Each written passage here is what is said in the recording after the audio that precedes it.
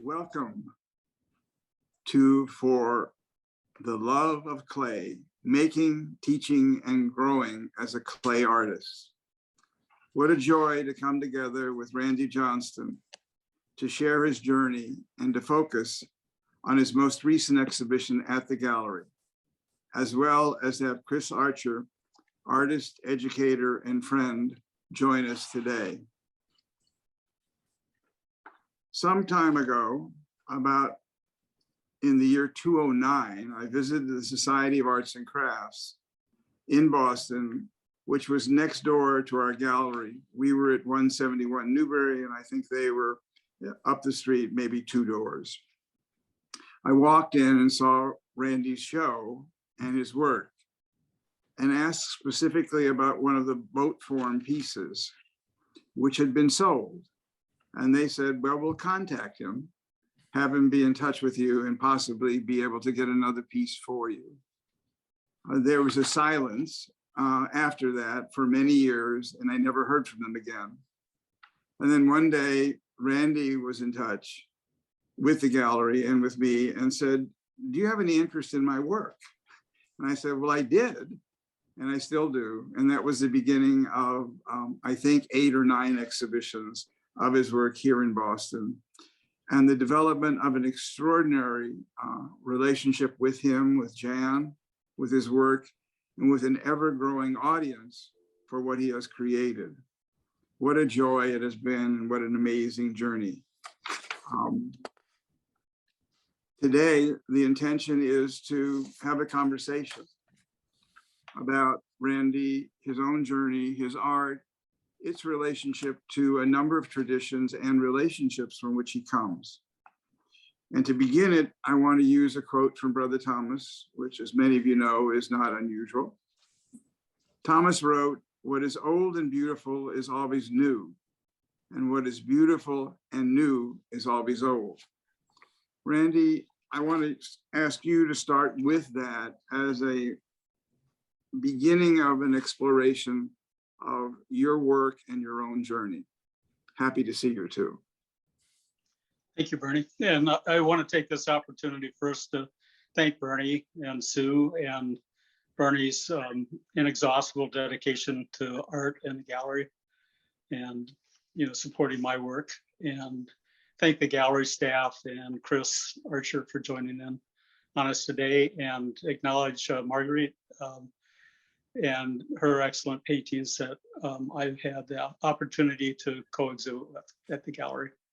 So old and new, and I think it's a great point of departure for a conversation, Bernie, because I'm an avid student of art history, of all different kinds of art history. One of my primary sort of interests has always been primitive art. And a lot of people think of primitive people as maybe not so educated or old and, not necessarily developed. But as I've delved back into ceramic arts and wood arts and, stone carvings and things back into 15, 17,000 BC, there's a remarkable kind of development of talent and skills, visual persuasiveness. And I've always been intrigued by what kind of engagements those people had with their fellow human beings, and also what kinds of opportunities they were trying to bring to the experience for their other, their fellow tribesmen, their fellow city dwellers. That history, I think, is able to be brought forward in time, and that learning and those kind of connections and experiences. And one of the things I think about a lot in my work is the ability of art in general to communicate beyond itself to us as viewers. And this happens across, massive amounts of time and space. And I think it's one of the great attributes of art. You want to relate it as much, not only to art in general, but it seems to me to clay.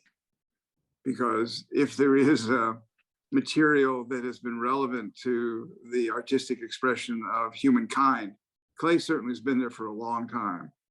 And it is one of the attractions for me, in truth, to have been privileged to show works of clay over all these years. For me, primarily because there is a direct connection between the maker, the hand of the maker, and the object that I'm able to hold.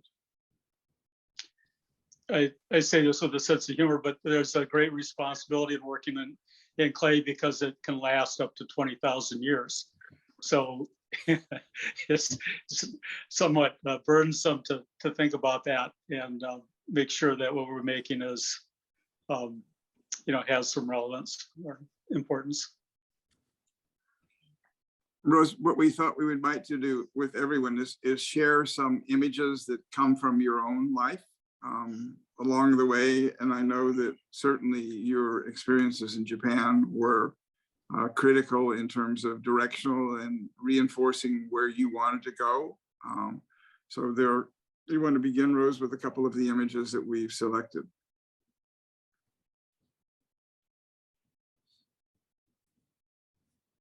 Randy, do you want to chat about a few of the folks? Sure. Well, one of my great friendships in life has been with Ken Matsuzaki. Ken was Tatsuzo Shimoka's apprentice when I was in Japan in 1975. Ken and I have maintained a friendship and an exchange for 50 some years. And it's a pretty amazing friendship. And, again, it speaks to, I think, ceramics and our art being able to cross-cultural differences. And Ken and I are identically the same age. So we are, I think, watching each other move through time and space and the development and love for our art and craft. I'm gonna have to put on my glasses here a little bit to see the top right photo is Ken and I at a workshop that Chris Archer organized through the New Hampshire Institute of Arts. And we were invited to fire Nanagama and work with a group, I think it was about 20 people. And it was a pretty amazing experience, I think, for everybody. And then in the bottom photo, that's Chris and Ken and I kind of at the end celebrating that workshop. Chris, would you chat a bit about that workshop and I think even the experience of the New Hampshire Institute of Art in its sort of time and its commitment briefly, very strongly to ceramics, your role there, that of Maureen, that of making possible for people across the country to actually come together and benefit from being together with Randy and with Ken for close to a couple of weeks, if I remember correctly. Okay. Yeah, sure. Thank you for having me. And this is just an extraordinary to sort of have the opportunity to talk about Randy's show, Randy's work. And, I think, Bernie, you and I saw the same show, and I was dumbstruck by struck by this incredible double-necked vase of Randy's in that exhibition.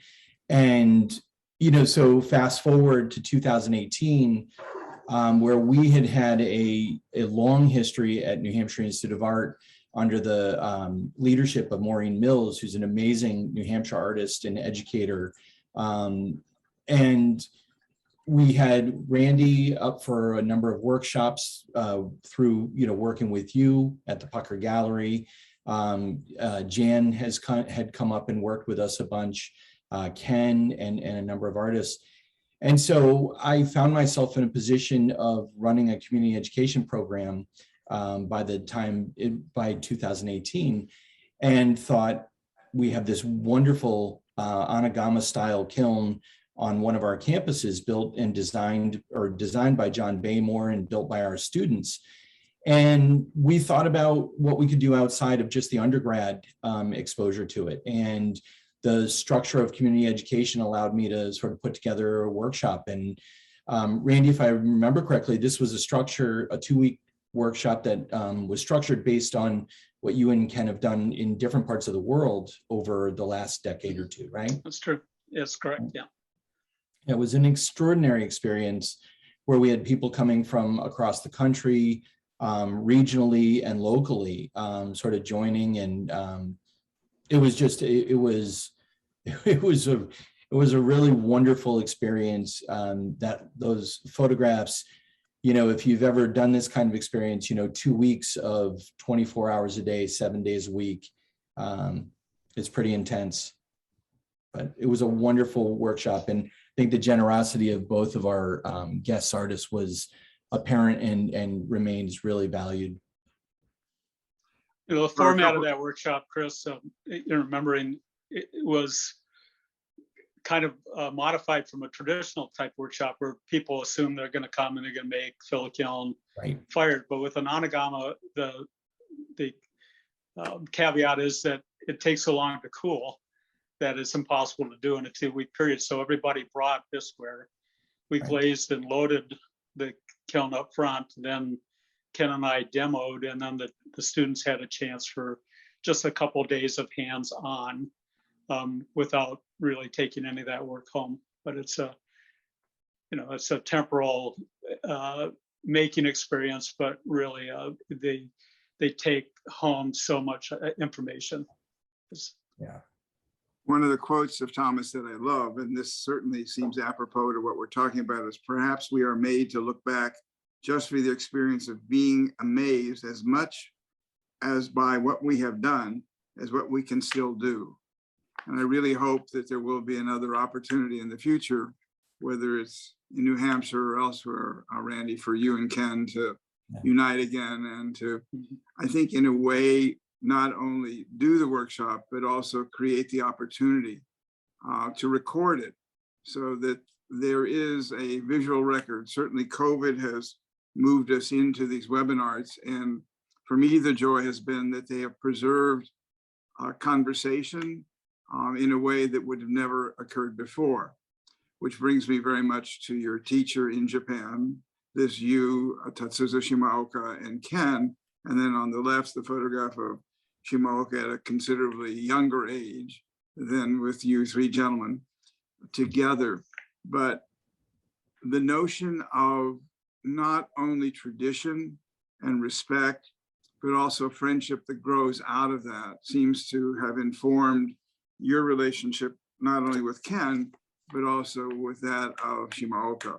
And if you could talk about that, because it is an experience that for the most part has not yet developed significantly here in the United States. Well, Shimaoka was, of course, one of Shoji Hamada's most important students and deshis. And Shimaoka in conversation once told me that his debt back to Hamada, or paying his debt back to Hamada, was to accept foreign students. And he certainly did that. He accepted a large number of foreign students over the years, and also had Japanese deshis, which were the formal apprentices. I love that photo on the left. I was given the position when I was there in 1975. I was 25 years old. I was given the position to stir his oxides and his decorating glazes. And I, at first I was kind of pissed off, to say the least. It's like, well, I want to do something that's more important.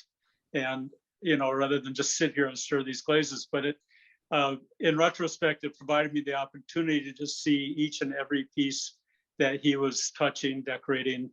And in that photograph, my Japanese is very rudimentary, but I must have said something very funny or stupid to him, and he cracked him up. But he had just a voracious ability to laugh, and so that was heartwarming. Always, he was very kind, very generous, you know, to all his apprentices, and I think to Ken, I think he viewed Ken as maybe one of his most important apprentices, and you know, with that comes some fatherly love, of course. And but yeah, Bernie, to Brother Thomas's comment, you know, I also make the comment that as I've moved through making and time and working in the studio, I always feel like I'm just beginning. You know, every day I go out and I touch clay, and so it's very exciting. I very much feel like it's for the first time often.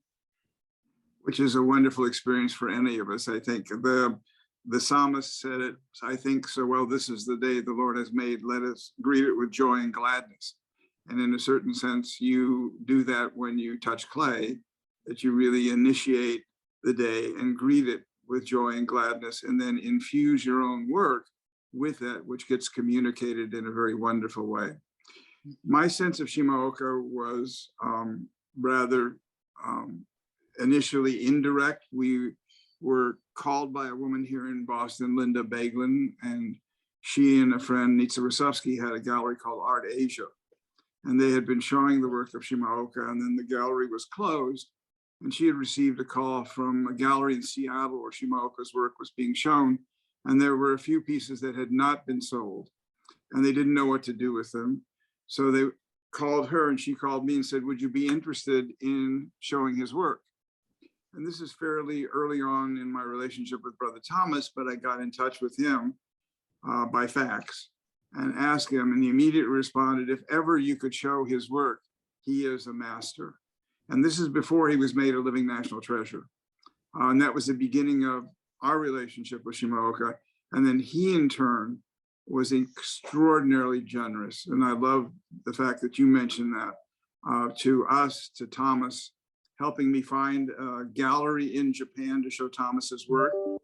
Spent 3 days traveling with me, then came to the opening of the exhibition, was the first one there, and the first one to buy a piece of Brother Thomas's. Talk about an incredible human being with enormous generosity. And that always comes to mind is your teacher and master in that case. Being committed, though, to his own tradition of Minge, of folk art. Talk a bit about your commitment to a similar approach to why you make and the way you make. Well, as I mentioned earlier, I was very, from early on, been attracted to primitive arts.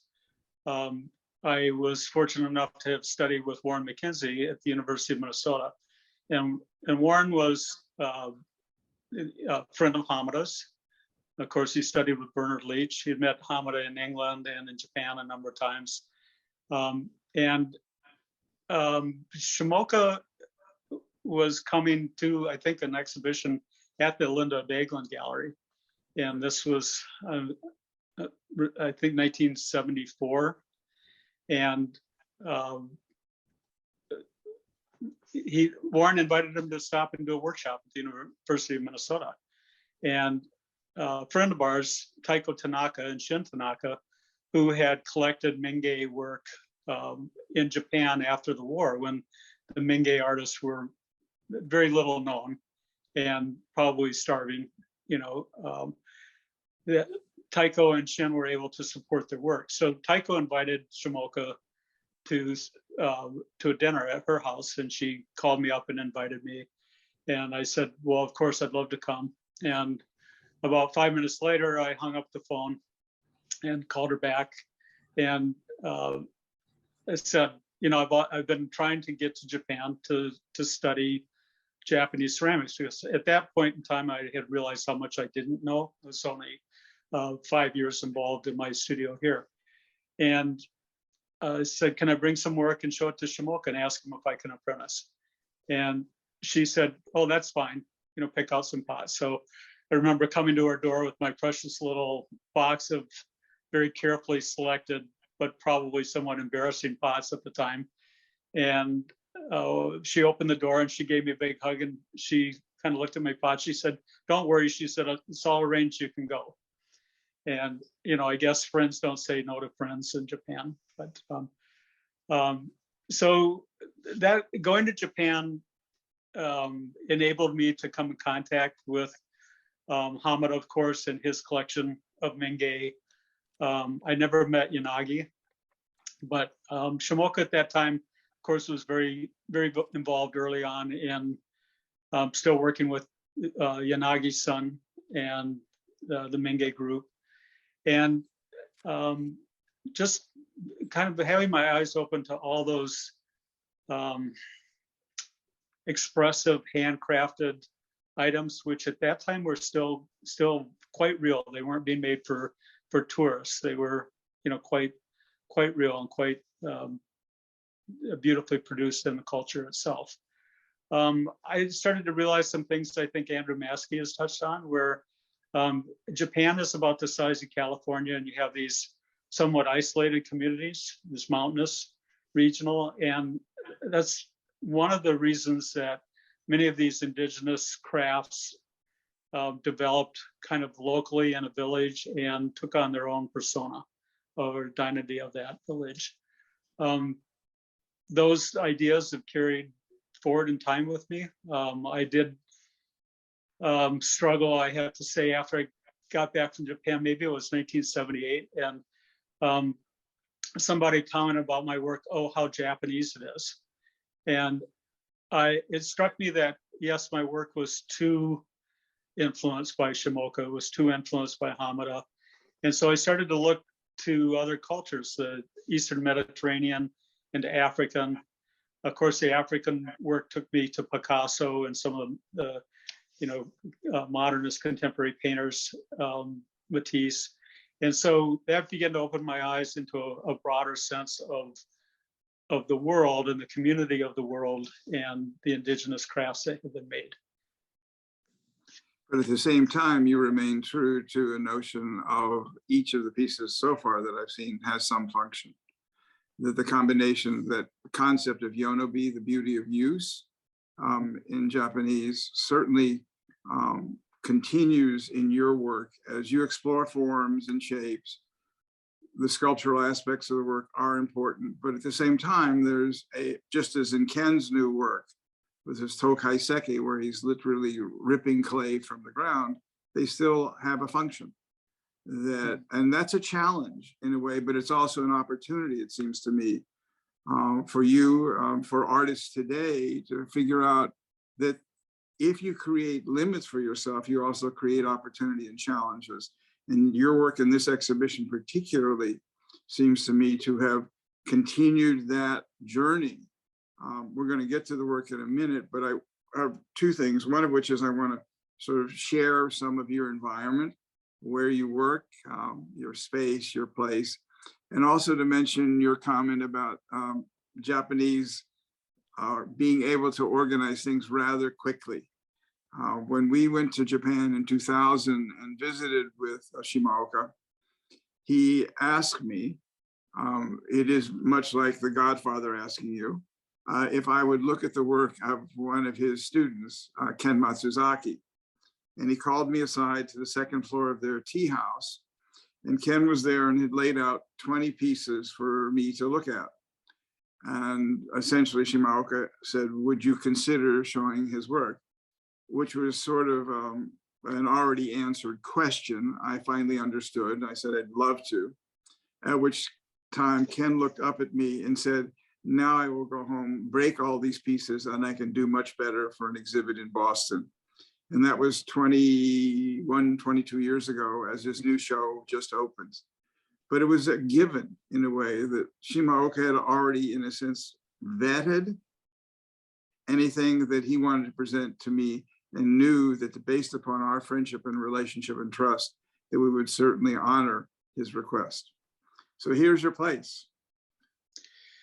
Yes, it's a place that I share with my wife, Jan, and many of you know Jan. And when I first moved here in 1972, it was a bare piece of land. I'm fortunate to own with Jan about 24 acres, and a woman behind us owns 300 acres, so it's quite wild.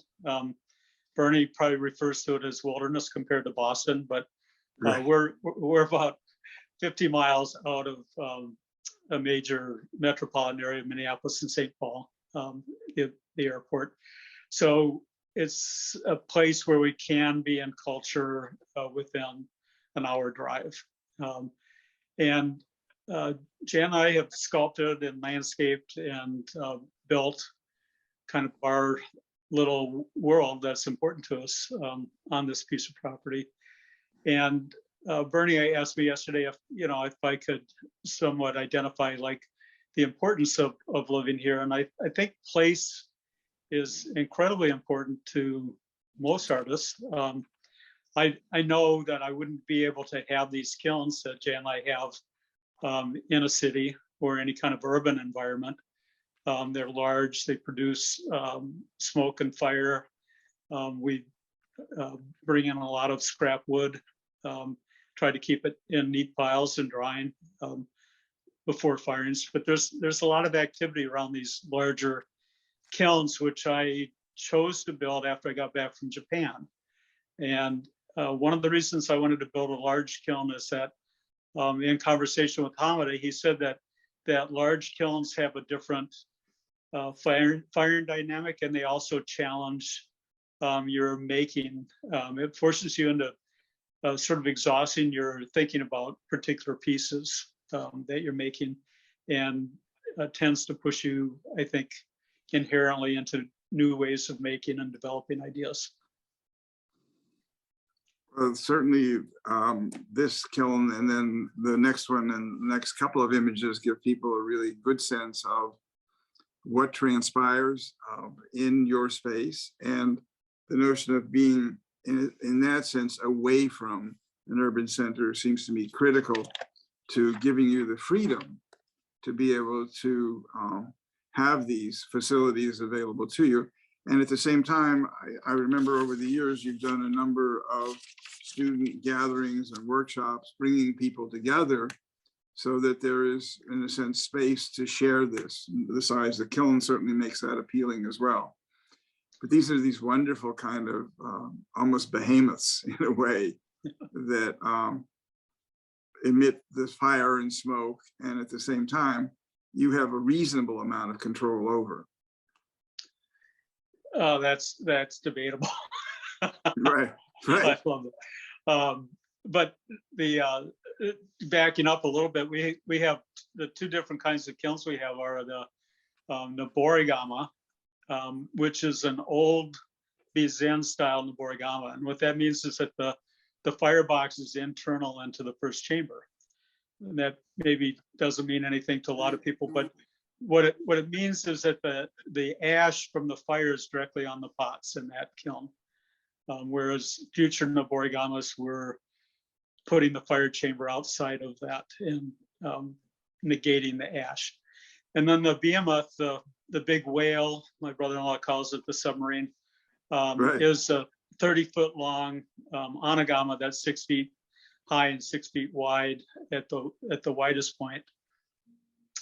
We built this largely as a teaching tool, and we've fired it, I think, 15 times since 2001 when we built it. And we usually have a firing group of about 26 people. And everybody puts in work. It's collective firing, and I call it profit sharing. Jan and I put in kind of an equal number of pots. We fire it for about 6 days, and we burn somewhere around 14 full cords of wood in this. And the flame is, as Bernie's referencing a little bit, is a fluid. So it's like a river of fire going through these chambers, and the pots sort of divide and direct that flame as it flows through. I read a quote lately by a scholar saying, kind of talking about how one rock or one pebble on a river can change the course of the river. And I thought, well, that's beautiful, because that's kind of the way it is with pots, that the orientation and the placement of a single pot in the firing can change the whole course of the firing, or the whole direction of it. There is that element of control and then chance. Clearly, at this scale and size, there is a combination of both. The devotion of you and your students to feed that fire, and at the same time to realize that at a certain moment, what happens is outside of your control, and then recognizing whether or not the result is what you want to represent you gives us a nice opportunity to begin looking at the work in the present exhibition. Certainly one of my favorite forms that is new to me, at least, was this piece and its predecessor, which is already gone. But if you begin to talk about the way you got to this piece, and also, Chris, if you'd chime in just to respond to it, because you bring both an educator and maker's approach to the work itself. Chris, why don't you jump in on that and go first? I'd love to hear what you say, and then I'll. Well, I was struck in the exhibition. This was one of the most standout pieces for me on two major things for me. One is the proportion.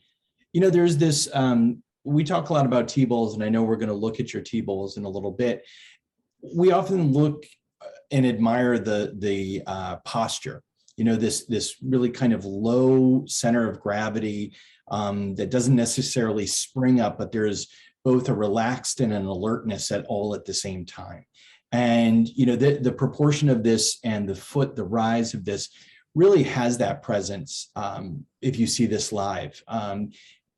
And I think it's really complemented well with the rim. And one of the things I've always noticed about your work, Randy, and admired is there's a real sense of presence and articulation to something that's not loud and in your face. And the rim of this, if you get a chance, and this isn't the best angle to see it, is not quite understated, but it's very subtle and yet very, very present. And I find that intriguing. But what I find intriguing about this piece is the body of the form is sort of bookended by these two incredibly subtle yet very, very distinctive and assertive elements. That's what I got from it. So good luck to you, Randy, after all that. Really, it's pretty articulate, Chris. So right. Thank you for that. I love this piece and the piece behind it, and they have a chino glaze and an iron slip under them, but one of the things I keep coming back to on these pieces is how they've captured the glow of the fire too. And you think of there's an element of chance, as Bernie mentioned, but there's also control of the fire, the intensity of the fire, the amount of smoke, and the timing of things that we call oxidation and reduction. And this particular set of pieces is somehow kind of captured that glow of the fire. The other thing I want to address kind of in this is that not only is there an exterior component to these pots, but Chris was talking about the subtlety of the lip. And when I'm making these are not thrown, these are hand built. I'm always thinking about kind of the entry point into the interior space of these. And I think a lot about my work is not only functional burning, but also functional kind of in a spiritual or metaphorical level, that it has they have both exterior and interior space. And there's a crossover kind of between those spaces that's allowed by the openings at the top, and the gestures and the mark making on the side, and the dividing line in the middle is kind of my homage to Robert Motherwell in his open line series of abstract paintings. So, and back to Chris's comment, one of the things that I consciously or unconsciously, maybe more so now, try to impart in the work is a sense of ambiguity and reinterpretation by the viewer. Because I thoroughly believe that these will outlive me, and then every person who is in contact or ownership of these at some point in time will be able to interact with them and hopefully see different things over time and through that experience. which fortunately, thank you, brings me to this other quote that I have in hand. Skill and art are not the same thing. The only real measurement of art is astonishment. And in a certain sense, you're saying, and I think correctly so, that one can come to these one day and come to them the next day and the next decade, and they will still provide a moment of recognition or astonishment. And particularly this form, there's something very, this is probably not the correct description, endearing about the smaller piece. There's something about it welcoming me, welcoming someone. And as Chris has pointed out, if any of you have a chance to see it and hold it, you'll have a better sense of the message that is embedded in the piece itself and gets transmitted to each one of us very differently. Rose, can we look at the next piece? Because it takes us to an area which, Randy, you've now been, but the past 3 or 4 shows have included pieces in this copper glaze, but this wrong word, explosion in this show has certainly created some of the most extraordinary pieces so far that you have made. Well, the green glaze came about through my love of Chinese bronzes. And if people know my history, and back in undergrad and graduate school, I did a fair amount of bronze casting. And I've always loved that surface. And in 1990, I think, I was invited to teach at the Kansas City Art Institute. And I was somewhat like a fish out of the water because I was in a city environment. There were no wood kilns, no salt or soda kilns. And I had to re-examine my surface palette. And during my time there, I moved into 2 different types of glazes. One were heavily into Chino glazes, and the other was into this green copper glaze, which came about from me going almost daily to the Nelson Museum and looking at those antique Chinese bronzes. And I started to think about casting these large forms in bronze, and then realizing that would take maybe a month or 2 months to make one of these in bronze, and at enormous expense. So I didn't move in that direction at the time. But the copper glaze is, copper for me is significant, that I believe it attracts energy to itself. Obviously, it's a great conductor of electricity, but I think spiritually it attracts energy. And this particular glaze has so many permutations between the green and copper penny, kind of orange reds, and the blacks. And it's a very elusive glaze. And by that, I mean that it's very sensitive to thickness and oxidation and reduction and timing. And Bernie, remember the work, I think, in the last exhibition, I called it, you call it the polar vortex firing, I call it the firing from hell. But right. It was, where the one and only time in, I think, 38 years that I couldn't get that gas kiln to temperature in the middle of a raging blizzard here. And, out of that sort of chaos came these black, ugly copper glazed pots. And after spending a little bit of time, and fortunately not doing a Michael Cardew on them and throwing them all in the river, I sandblasted them, and there was an extraordinary and remarkable surface under that black.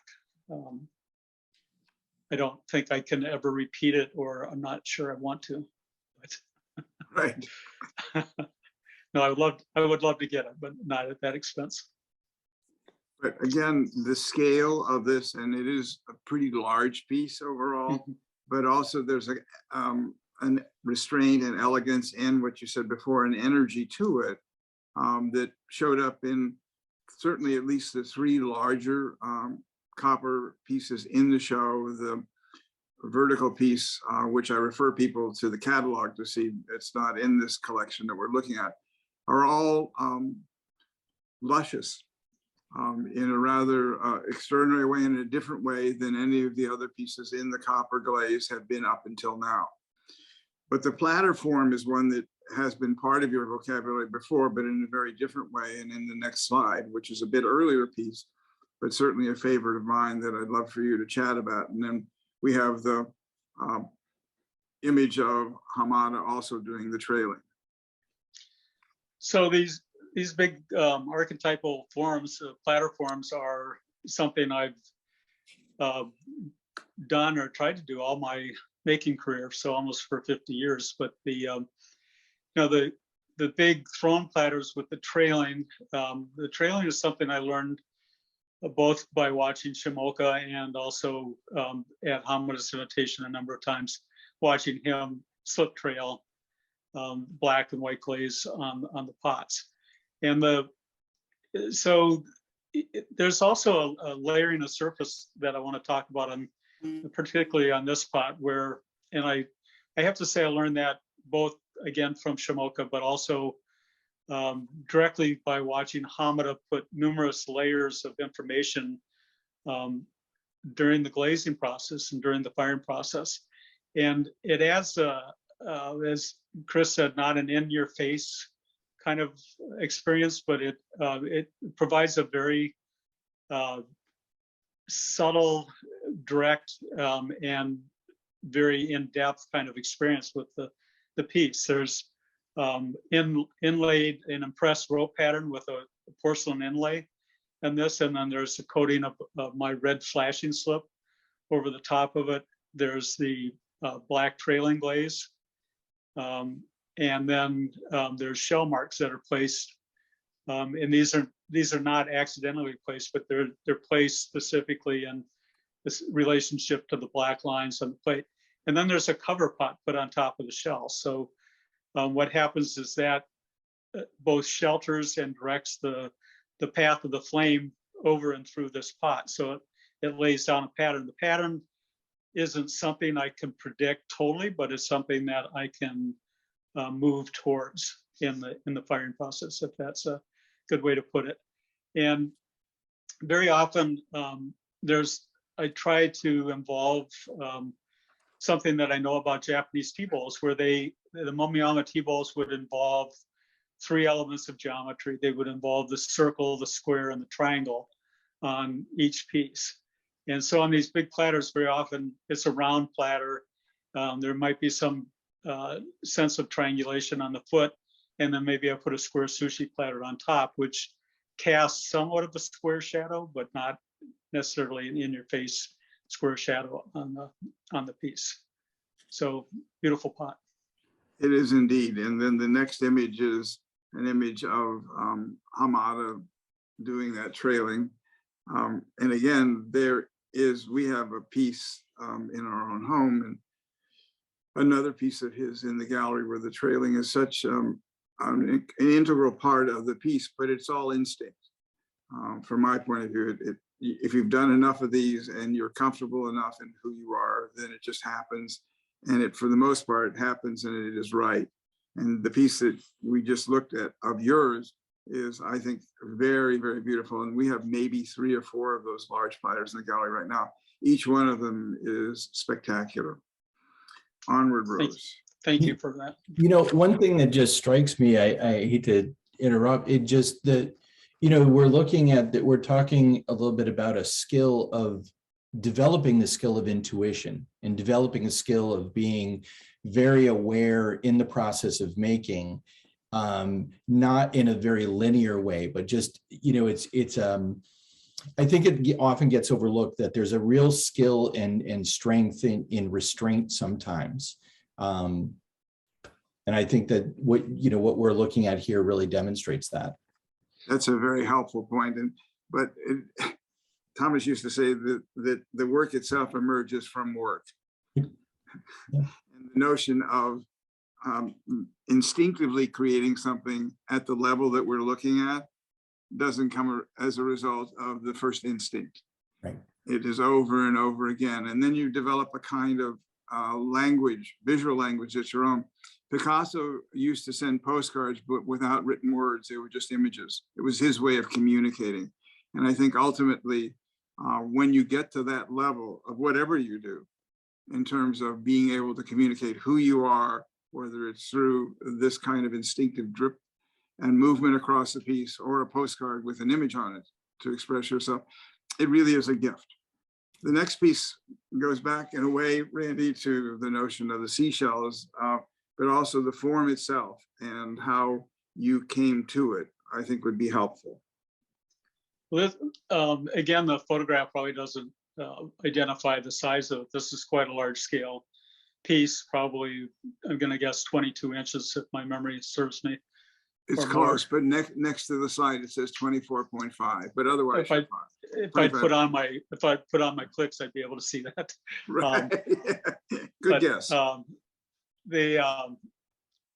These began to grow out of an experience in Chile, and Jan and I and Candace taught in Chile, and a number of other artists have been invited down to a place called the Kuramia Center for the Arts, beautiful place on the ocean. And why we were there, we were taken to a primitive antique store that had Mapuche and other indigenous kind of crafts and tools and farm implements, which were largely made out of wood. And they had these gorgeous big things for moving grape pulp around in wineries. And they were hand-carved wood shovels, hand-carved big plungers that looked very much like Brancusi's endless column in space. Out of that, after I came back from that antique shop, I started to make what I called spoon forms. And Bernie, you gifted me a South African spoon a long time ago, which is gorgeous. And again, it moves beyond function into, ceremony. What does it represent? What are the metaphorical kind of connotations that it can have? But these spoon forms began to develop out of that experience. And some people call them shovel shapes. They, look a little bit like a shovel, but I kind of prefer the idea of a spoon in it. And so these were originally cut out of big thrown round platters, rather than now they're the multiple forms. I don't know if we'll see any, but are being made from slabs of clay. Extraordinary piece. And again, the hard thing about trying to put on a two-dimensional surface a three-dimensional piece is exactly what we're seeing here, because there's a gentle sloping to that piece as well that is an invitation for anyone who has a chance to visit the gallery to see and enjoy. From the larger pieces to the T-bowls and then to the Unomis, I think we can move back into a zone that people can actually easily hold in their hand, and hopefully visually as well. One last comment about that piece. There's also a very strong figure development in it, not only as a spoon form, but if you look at, I think about the upper part of that as being shoulders, and then I can't see it with my bad eyes, but sometimes I incorporated just a little bit of an allusion towards a head or a face structure, an animal kind of a motif on the point. Okay. Thank you. And there we are with the T-bowl, which is certainly not part of the active tradition of drinking Jameson in Wisconsin. Well, considering the latest statistics about high consumption of brandy and Jameson, Wisconsin, maybe a T-bowl is more appropriate. I see. But the fact is that by engaging with a form that has a 400-year-old tradition, and yet trying to bring to it who you are, seems to me both an opportunity and again a challenge that are met beautifully in each of the four of these pieces. And Chris, I'm going to ask you, if you don't mind, to just speak about each of the four of them briefly. Yeah, I think your statement is something that certainly resonates with me, and I think with a lot of potters who are both drawn towards the form and the tradition of chawan and T-bowls. And it is really interesting. You hear Ken Matsusaki say that inside a T-bowl is the cosmos, and you sort of can understand that a little bit when you exist with, you know, any of the four that we see here and that are in the show. You hold them in your hands, and yet it seems like such a daunting task as a maker to consider how you might express yourself in something that comes with such reverence.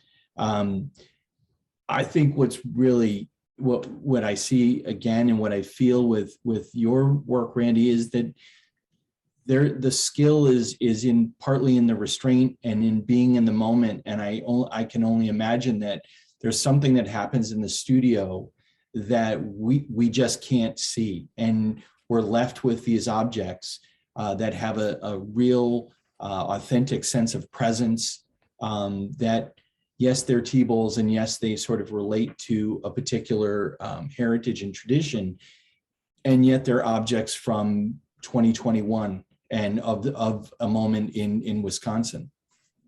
And they're quite you know, if the audience has never had a chance to hold one, it's really a transformative experience to hold an object with this kind of scale and weight into hands, and then to bring it close to your eyes and to your head. They're really quite lovely, really beautiful. In addition to which, you can't do it on the screen. We haven't been able to do it, but if you look inside, the point you made originally from Ken, you really are drawn into a very different universe. Randy, do you want to talk a bit about these, and then we'll move to the Unomies, which are a less formal tradition, but nonetheless a welcoming one. Yeah, I mean, the tea bowl has become a very formalized kind of object in some ways, but before that, I think it was less formal and can be still approached that way. There was a friend of mine who was an American man who had studied tea in Japan. He was the curator of the Mary Jackson Burke collection, but I was telling him about an experience I'd had here in our home where this Japanese woman who did tea had every excuse in the world not to use and present any kind of celebration of tea here. Things weren't right. The blanket wasn't right. The tea whisk wasn't right. The tea wasn't right. On and on. And when Andrew was here, he just said, "Oh, nonsense." He said, tea's meant to be shared amongst friends with conversation.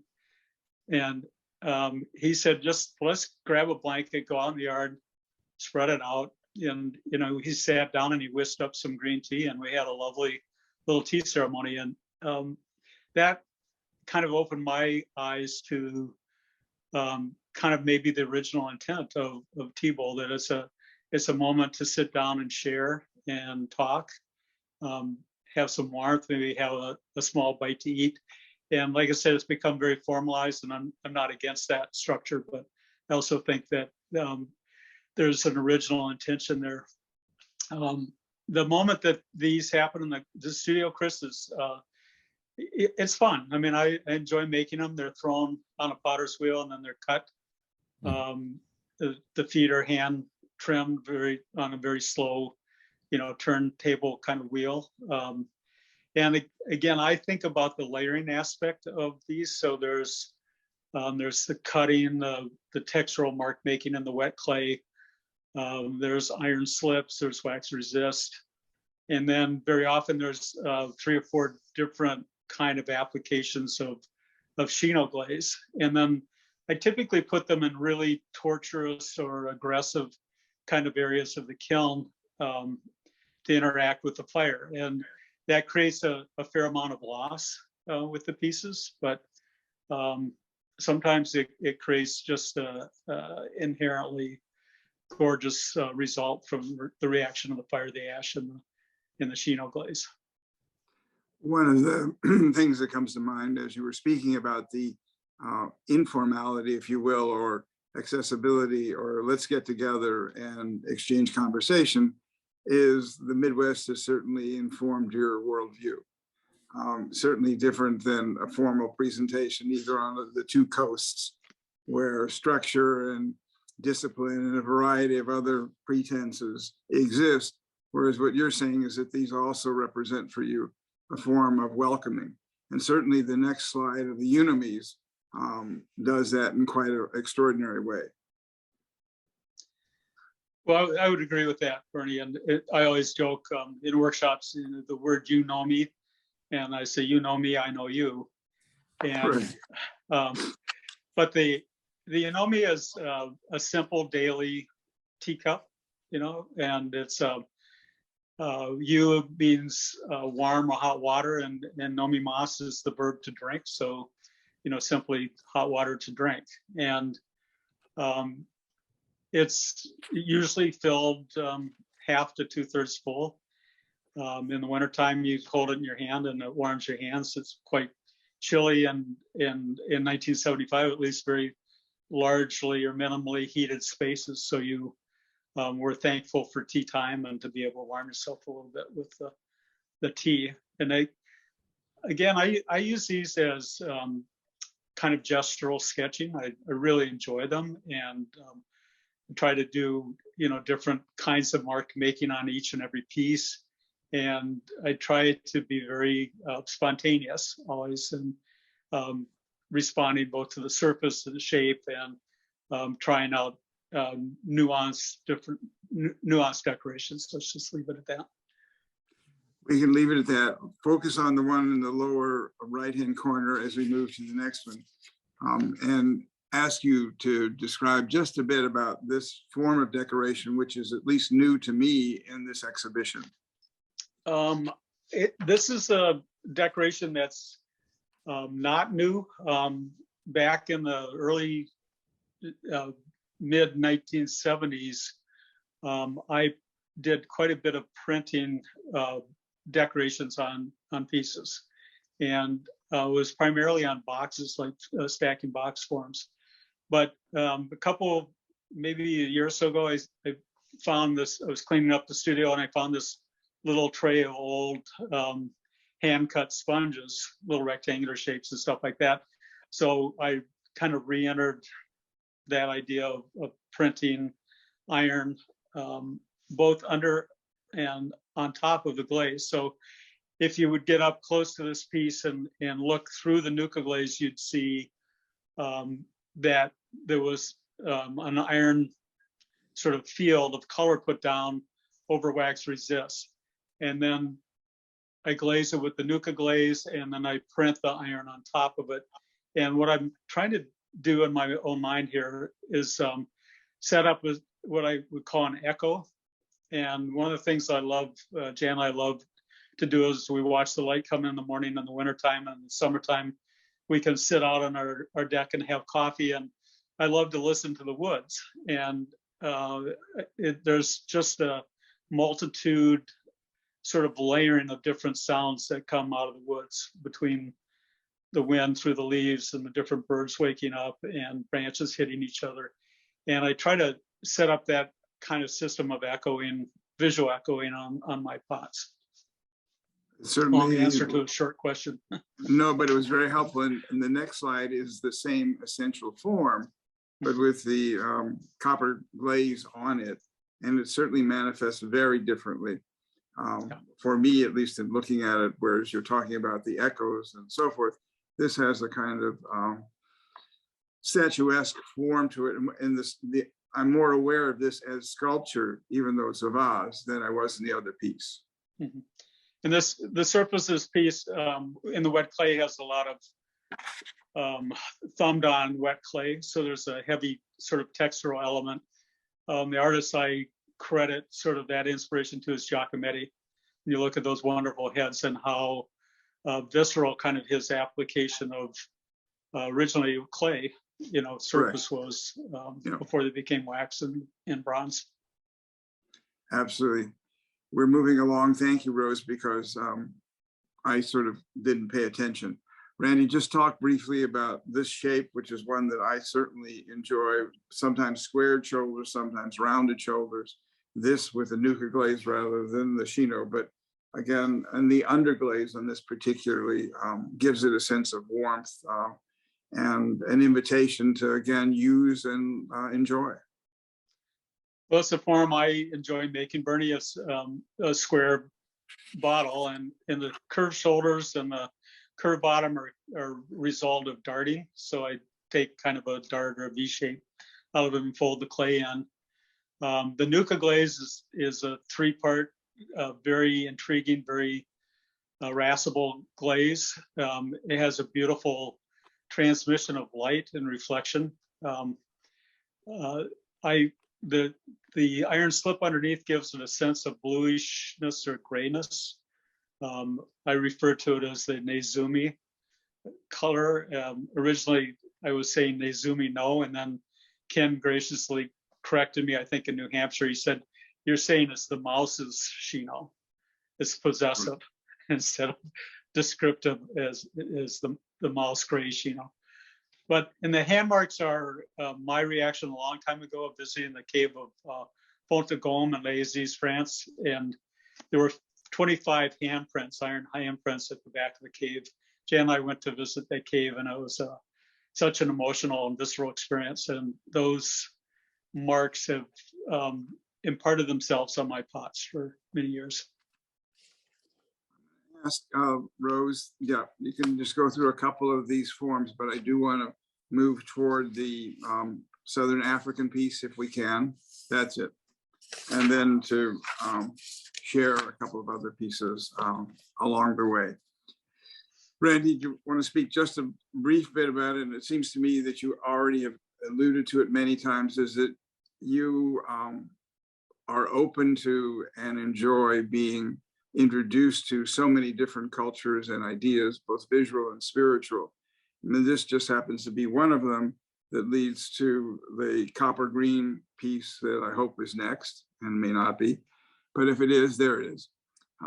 Not the same angle, but nonetheless a form inspiring another form and creating one anew.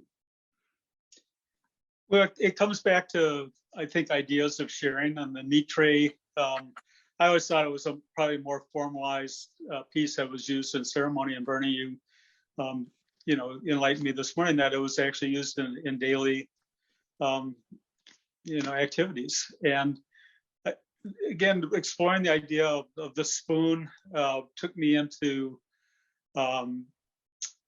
you know, the idea of nourishment, feeding, service, and then that sort of leads you into multiple containers or multiple things. One of my favorite forms is also the Greek and Italian bread board pans, where they have multiple places for bread to rise before they go in the oven. And so just kind of extending and exploring that form has led me into these pieces. I call them spoon forms, multiple spoon forms. They're very sculptural. They're very sensuous. They carry a strong element. If you would look down as a crow would look at it from above, there's, I think, a much stronger figurative element than, you know, is presented from this viewpoint. But yeah, they're fun to make. I love making them. I love the foot structure on them also. Chris, comments from you, and then I want to sort of bring it to a close, but also to hear what you say about this particular image. Sure. I think that feeding off what you said there, Randy, about the bird's eye view versus this angle, I think one of the things that I find extraordinary about these shallow curves are, number one, that they do change depending on your proximity and your perspective. There's a lot to discover there. And at the same time, we're talking about something that's incredibly simple. Not unlike, the T-bowl or the Unomi, which essentially is a cylinder, a very simple base form. These spoon forms, and I think we're going to see a couple others down the road, really have this that subtle quietness and restraint, and yet you don't see I don't see them. I feel them. I feel the way they curve in space, and they're very bold in a quiet way. That one in particular. That's really a nice compliment, Chris, because reflecting back on what Marguerite said, she's not painting a tree, she's painting how a tree feels to her. Yeah. And I think, that can be also heavily related back to ceramics. You're exploring a curve or a volume because you enjoy that volume or the tension in a line, and you're trying to bring that forward into a piece, and the line maybe comes from the Cycladic people and, being brought forward by Brancusi and Giacometti and Modigliani, that sense of tautness in the line that's so important. And that's one of the sensibilities I always try to bring to the form, whether it's a T-bowl or whether it's one of these spoon forms. Let me just sort of try to conclude with a couple of thoughts, one of which is, Randy, that you are aware, and certainly I have been over the time that we've worked together, of an ever-growing audience for your work. And I think it grows not only out of the work itself and the consistent level of personal growth within the work, but also the fundamental commitment you have to humankind, and that these are works for people that engage them with who they can be and who they are. And if art can do that at any time, at any place, then it already, from my perspective, has had an enormous impact and effect. And it brings me back to the final thought that consistently stays with me in terms of the art that we've tried to show. And that is that Thomas said, we all share a creative goal with art. The goal is difficult.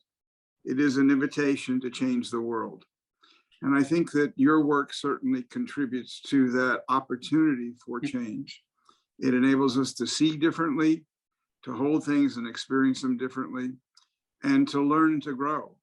And out of that growth, hopefully, will come a better place, a better world, because of you, because of your work, and because of the opportunity simply to be engaged with one another. Chris, great thanks to you as well for your insights and your very articulate response to work you admire. Perfectly clear. Thank you for having me. As do I. Randy, thank you. Rose, thank you. And apologies to everyone who thought this was going to be only an hour. Thank you. Thanks. Take care. Thanks. Thank you. I cover